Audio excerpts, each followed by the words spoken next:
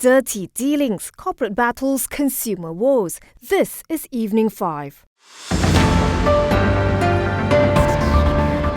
The wife of former Finance Minister Tun Daim Zainuddin, Topuan Naimah Abdul Khalid, has claimed trial to a charge of not declaring her assets, including cars and properties, to the Malaysian Anti-Corruption Commission.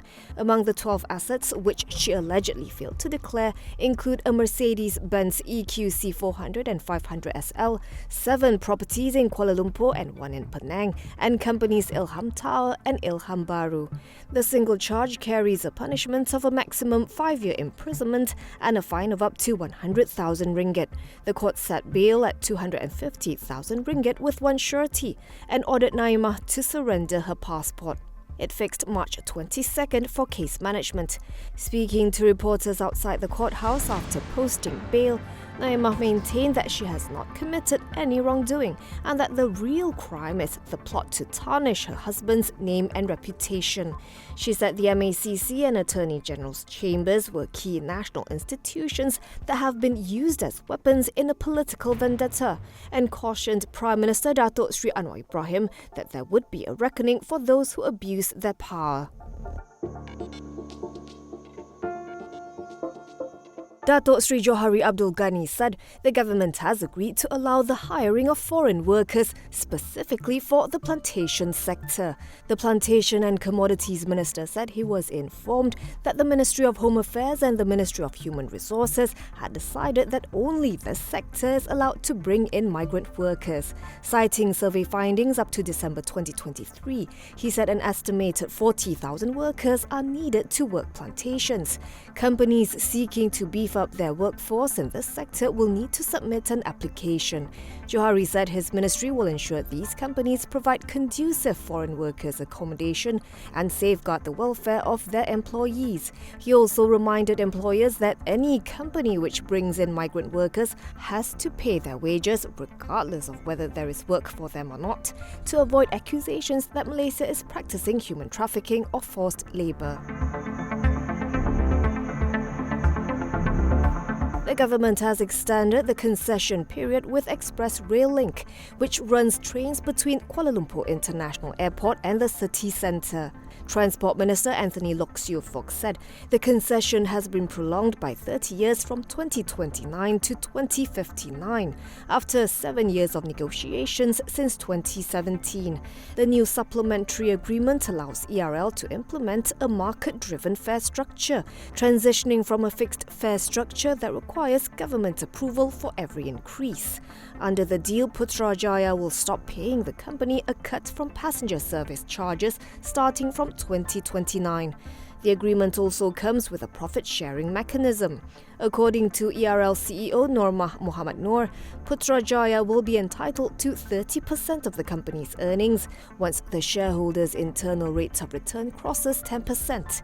Lok said he hopes the supplementary agreement will pave the way for loss-making ERL to be self-sustaining. ERL's fares were kept at 35 ringgit since starting operations in 2002, before being increased to 55 ringgit a trip in late 2015.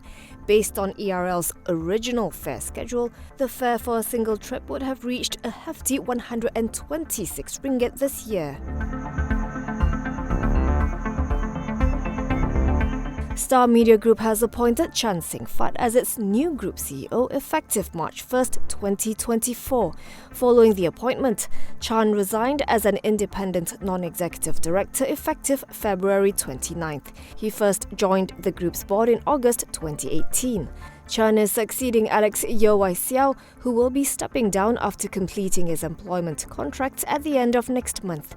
The group said in a board's filing today that Chan brings with him an extensive career exposure, spending more than 30 years covering various aspects of experience, namely external and management auditing, financial management, corporate finance, stockbroking and senior level operation and general management. He was the CEO of Tradewinds Plantation from 2007 to 2012. Prior to joining Tradewinds Group, he held several senior positions in various public and private companies. Chan holds directorships in Celcon and Skyworld Development. Shares in Star Media finished 1.19% lower at 41.5 sen, giving it a market capitalization of 307 million ringgit. The 1MDB task force said Goldman Sachs is contending that its obligations under the $1.4 billion or 6.63 billion ringgit asset recovery guarantee had been offset by the 2.8 billion ringgit fine imposed on Ambank and the $1.8 billion settlement agreement with IPIC. Dato Sri Johari Ghani, who heads the task force, said in a statement today that the government disputes this. He asserted that the fine imposed on Ambank and the settlement with IPIC are not encompassed within the scope of the US bank's asset recovery guarantee. Additionally, he said the task force is also considering initiating legal proceedings against a number of foreign banks that facilitated the fund transfers related to 1MDB without conducting proper Know Your Client processes at the material time. Johari said Putrajaya filed its reply on November 8, 2023 to Goldman Sachs' arbitration request, and the parties are now in the process of agreeing on the procedural timetable.